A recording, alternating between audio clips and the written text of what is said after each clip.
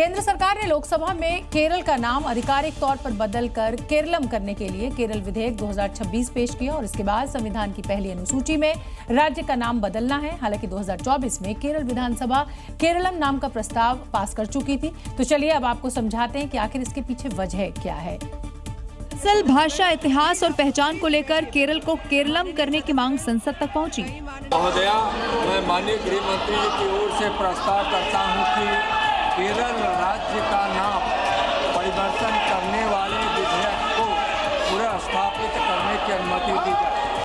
नाम बदलने की मांग के पीछे मुख्य तर्क यही है कि राज्य की स्थानीय भाषा, सांस्कृतिक और ऐतिहासिक पहचान को आधिकारिक नाम में स्थान दिया जाए। भाषाई, सांस्कृतिक और ऐतिहासिक पहचान को सम्मान मलयालम भाषा में केरलम कहा जाता है। संविधान की पहली अनुसूची में केरल, अंग्रेजी में केरल लिखा जाता है। केरल विधानसभा से 2024 में प्रस्ताव पास हुआ। केंद्र सरकार ने नाम बदलने की मांग की थी। संविधान की पहली अनुसूची में नाम बदलने की मांग है, यानी केरलम नाम मलयालम में पहले से राज्य की पहचान का हिस्सा है और अब मांग है कि इसी नाम को संविधान में भी आधिकारिक पहचान दी जाए।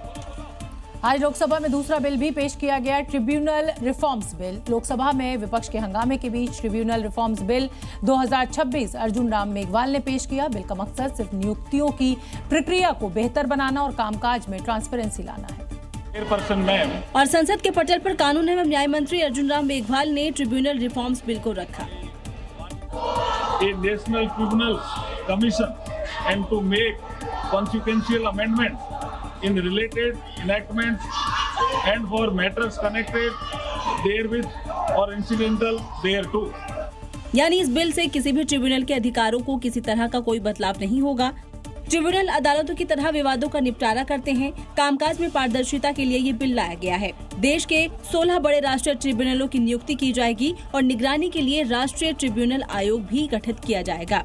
बता दें कि ये विधेयक सुप्रीम कोर्ट के उस फैसले के बाद लाया गया है जिसमें 2021 में लाए गए ट्रिब्यूनल रिफॉर्म्स एक्ट के प्रावधानों को असंवैधानिक मानते हुए रद्द कर दिया गया था।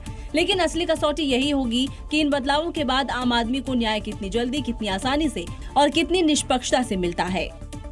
और केंद्र सरकार ने लोकसभा में आज 2 संशोधन विधेयक भी पेश किए जिसका मकसद खनन क्षेत्र में क्रांतिकारी बदलाव लाना और भारत को वैश्विक स्तर पर खनिज आत्मनिर्भर बनाना है। वहीं एनसीडीसी संशोधन बिल 2026 भी पेश किया गया। तो चलिए 1 मिनट में दोनों संशोधित बिल आपको समझा देते हैं। सबसे पहले बात खान एवं खनिज विकास और विनियमन अधिनियम 1957 में प्रस्तावित बदलावों की। देश की खनन सेक्टर को विकसित करना, दुर्लभ खनिजों की खोज में प्राइवेटाइजेशन, एक ही पट्टे पर कई खनिजों का खनन, लिथियम कोबाल्ट के लिए एक्स्ट्रा फीस नहीं, कैप्टिव खदानों को मिली 100% खुली बाजार छूट। और दूसरा बड़ा बदलाव राष्ट्रीय सहकारी विकास निगम यानी कि एनसीडीसी से जुड़ा हुआ है।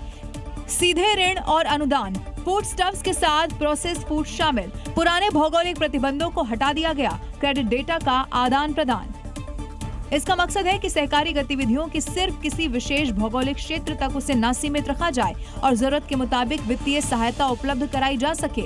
लेकिन इन दोनों सुधारों की असली परीक्षा इनके लागू होने के बाद होगी।